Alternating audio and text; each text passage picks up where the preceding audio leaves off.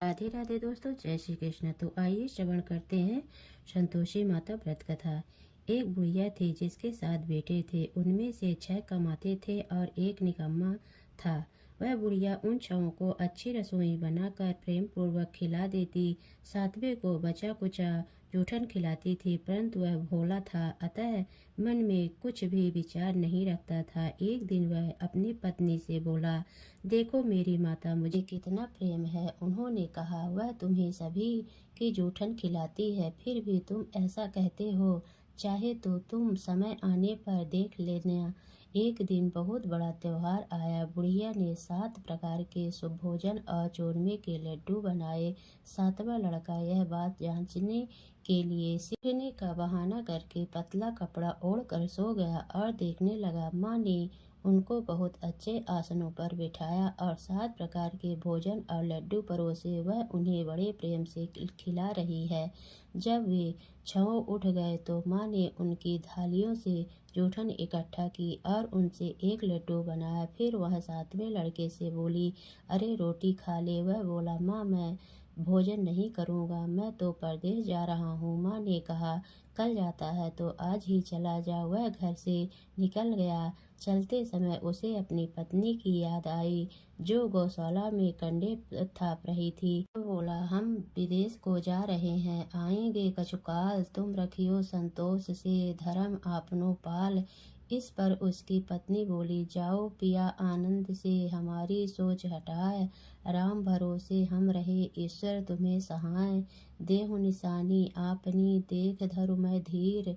सुधि हमारी न बिसरइयो, रखियो मन गंभीर। इस पर वह लड़का बोला, मेरे पास कुछ नहीं है, यह अंगूठी है, सो ले और मुझे भी अपनी कोई निशानी दे। यह बोली, मेरे पास क्या है, यह गोबर भरे हाथ हैं। यह कहकर उसने अपने पीठ पर गोबर के भरे हाथ के थप्पे मार दी। वह लड़का चल दिया। ऐसा कहते हैं इसी कारण से वह विवाह में पत्नी पति की पीठ पर हाथ का छापा बांधती है। चलते समय वह दूर देश में पहुंचा। वह एक व्यापारी की दुकान पर जाकर बोला, भाई मुझे नौकरी पर रख लो। व्यापारी को नौकरी की जरूरत थी, अतः बोला, तनख्वाह काम देख कर देंगे, तुम रह जाओ। वह सवेरे 7 बजे से रात की 12 बजे तक नौकरी करने लगा। थोड़े ही दिनों में सारा लेन देन और हिसाब किताब करने लगा। सेठ के 7-8 नौकर चक्कर खाने लगे। सेठ ने उसे 2-3 महीने में आधे मुनाफे का हिस्सेदार बना दिया। 12 वर्ष में वह नामी सेठ बन गया और उसका मालिक उसके भरोसे काम छोड़कर कहीं बाहर चला गया। इधर उसकी औरत को सास और जेठानियां बड़ा कष्ट देने लगी। वे उसे लकड़ी लेने जंगल में भेजती, भूसे की रोटी देती, छोटे नारियल में पानी देती। वह बड़े कष्ट से जीवन व्यतीत कर रही थी। एक दिन जब वह लकड़ी लेने जा रही थी तो रास्ते में उसने कई औरतों को व्रत करते देखा। वह पूछने लगी, बहनों यह किसका व्रत है, कैसे करते हैं और इससे क्या फल मिलता है। तो एक स्त्री बोली, यह संतोषी माता का व्रत है, उसके करने से मनोवांछित फल मिलता है। इससे गरीबी, मन की चिंताएं, राज के मुकदमे, कलह, रोग नष्ट होते हैं और संतान सुख, धन, प्रसन्नता, शांति, मन पसंद वर मिले व बाहर गए हुए पति के दर्शन होते हैं। उसने उसे व्रत करने की विधि बता दी। उसने रास्ते में सारी लकड़ियां बेच दी व गुड़ और चना ले लिया। उसने व्रत करने की तैयारी की। उसने सामने एक मंदिर देखा तो पूछने लगी, यह मंदिर किसका है। वह कहने लगी, यह संतोषी माता का मंदिर है। वह मंदिर में गई और माता के चरणों में लौटने लगी। वह दुखी होकर विनती करने लगी, माँ मैं अज्ञानी हूँ, मैं बहुत दुखी हूँ, मैं तुम्हारी शरण में हूँ, मेरा दुख दूर करो। माता को दया आ गई। एक शुक्रवार को उसके पति का पत्र आया और अगले शुक्रवार को पति का भेजा हुआ धन मिला। अब वे तो जेठ जेठानी और सास नाक सिकोड़ने लगे कहने लगे, खातिर बढ़ेगी, यह बुलाने पर भी नहीं बोलेगी। यह बोली, मंत्र और तंत्र आवे तो सभी को अच्छा है। उसकी आंखों में आंसू आ गए। वह मंदिर में गई और माता के चरणों में गिरकर बोली, हे माँ, मैंने तुमसे पैसा कब मांगा था? मुझे तो अपना सुहाग चाहिए। मैं तो अपने स्वामी के दर्शन और सेवा करना मांगती हूँ। तब माता ने प्रसन्न होकर कहा, जा बेटी, तेरा पति आवेगा। वह बड़ी प्रसन्नता से घर गई और घर का काम काज करने लगी। उधर संतोषी माता ने उसके पति को स्वप्न में घर जाने और पत्नी की याद दिलाई। उसने कहा, माँ, मैं कैसे जाऊँ? परदेश की बात है, लेन देन का कोई हिसाब नहीं है। माँ ने कहा, मेरी बात मान, सवेरे नहा धोकर मेरा नाम लेकर घी का दीपक जलाकर दंडवत करके दुकान पर बैठना। देखते देखते सारा लेन देन साफ हो जाएगा, धन का ढेर लग जाएगा। सवेरे उसने अपने स्वप्न की बात सभी से कही तो सब खिल्ली उड़ाने लगे, कहने लगे कि कहीं सपनों की भी बात सत्य होती है। पर एक बूढ़े ने कहा, भाई, जैसे माता ने कहा है वैसे करने में क्या डर है? उसने नहा धोकर माता को दंडवत करके घी का दीपक जलाया और दुकान पर जाकर बैठ गया।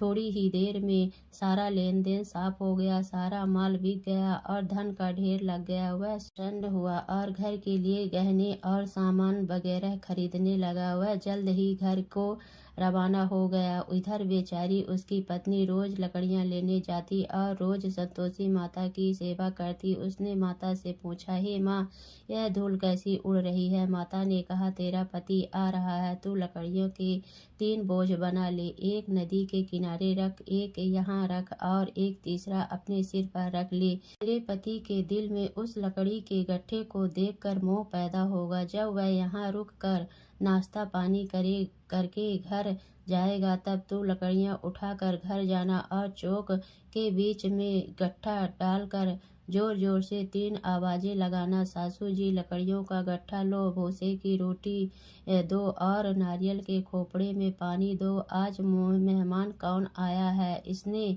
अम्मा के चरण छुए और उसके कहे अनुसार सारा कार्य किया। वह तीसरा गट्ठा लेकर घर गई और चौक के डालकर कहने लगी, सासू जी, लकड़ियाँ का गट्ठा लो, भूसे की रोटी दो, नारियल के खोपड़े में पानी दो। आज मेहमान कौन आया है? यह सुनकर सास बाहर आकर पट भरे वचनों से उसके दिए हुए कष्टों को भुलाने के लिए कहने लगी, बेटी, तेरा पति आया है, आ मीठा भात और भोजन कर और गहने कपड़े पहन। अपनी माँ के ऐसे वचन सुनकर उसका पति बाहर आया और अपनी पत्नी के हाथ में अंगूठी देखकर व्याकुल हो उठा। उसने पूछा, यह कौन है? माँ ने कहा, यह तेरी बहू है। आज 12 वर्ष हो गए, यह दिन भर घूमती फिरती है, काम काज करती नहीं, तुझे देखकर नखरे करती है। यह बोला, ठीक है, मैंने तुझे और इसे देख लिया है, मुझे दूसरे घर की चाबी दे दो, मैं उसमें रहूंगा। माँ ने कहा, ठीक है, जैसी तेरी मर्जी। और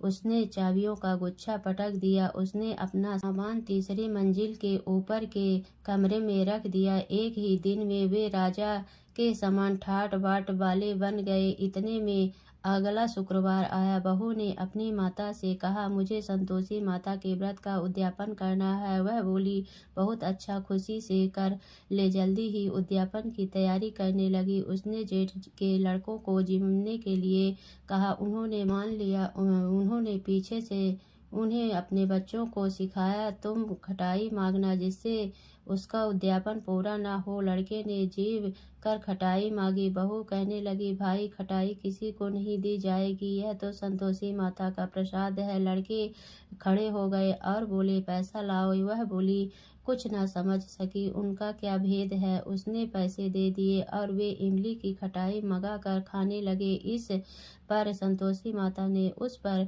रोष किया। राजा के दूत उसके पति को पकड़ कर ले गए। वह बेचारी बड़ी दुखी हुई और रोती हुई माता जी के मंदिर गई और उनके चरणों में गिरकर कहने लगी, हे माता, यह किया किया हंसकर अब तू रुलाती है मुझे। माता बोली, पुत्री, तुझे दुख है कि तूने अभिमान करके मेरा व्रत तोड़ा है और इतना जल्दी सब बातें भुला दी। वह कहने लगी, माता, मेरा कोई अपराध नहीं है, मुझे तो लड़कों ने भूल में डाल दिया, मैंने भूल से ही उन्हें पैसे दे दिए। माँ, मुझे क्षमा करो, मैं दोबारा तुम्हारा उद्यापन करूँगी। माता बोली, जा, तेरा पति रास्ते में आता हुआ मिलेगा। उसे रास्ते में उसका पति मिला। उसने पूछने पर कहा कि मुझे राजा ने मुझे बुलाया था, उससे मिलने गया था। कुछ ही दिन बाद फिर शुक्रवार आया। वह दोबारा पति की आज्ञा से उद्यापन करने लगी। उसने फिर जेठ के लड़कों को बुलवा दिया। जेठानी ने फिर वही बात खा दी। लड़के भोजन के बाद फिर खटाई मांगने लगे। उसने कहा, खटाई कुछ भी नहीं मिलेगी, आना हो तो आओ। यह कहकर वह ब्राह्मणों के लड़कों को लाकर भोजन कराने लगी। यथाशक्ति उसने उन्हें दक्षिणा दी। संतोषी माता उस पर बड़ी प्रसन्न हुई। माता की कृपा से 9वें मास में उसके एक चंद्रमा के समान सुंदर पुत्र हुआ। अपने पुत्र को लेकर वह रोजाना मंदिर जाने लगी। एक दिन संतोषी माता ने सोचा कि यह रोज यहाँ आती है, आज मैं इसके घर चलूं, इसका सासरा देख आऊं। सोचकर उसने एक भयानक रूप बनाया। गुड़ व चने से सना मुख, ऊपर को सूंड के समान होंठ, जिन पर मक्खियां भिनभिना रही थी। इसी सूरत में वह उसके घर गई। देहली में पांव रखते ही उसकी सास बोली, देखो कोई डायन आ रही है, उसने भगाओ नहीं तो खा जाएगी। लड़के भगाकर खिड़की बंद करने लगे। 7वें लड़के की बहू खिड़की से सब देख रही थी। वह वहीं से चिल्लाने लगी, आज मेरी माता मेरे घर आई है। यह कहकर उसने बच्चे को दूध पीने से हटाकर इतने में सास बोली, पगली किसे देखकर उतावली हुई है, बच्चे को फटक दिया। इतने में संतोषी माता के प्रताप से वह वहाँ लड़के ही लड़के नजर आने लगे। बहू बोली, सासू जी, मैं जिसका व्रत करती हूँ यह वो ही माता संतोषी है। यह कहकर उसने सारी खिड़कियां खोल दी। सबने संतोषी माता के चरण पकड़ लिए और विनती कर कहने लगे, हे माता, हम मूर्ख हैं, ज्ञानी हैं, पापिनी हैं, तुम्हारे व्रत की विधि हम नहीं जानती। तुम्हारा व्रत भंग कर हमने बहुत बड़ा अपराध किया है। हे जगत जननी, हे माता, आप हमारा अपराध क्षमा करें। इस पर माता उन पर प्रसन्न हुई।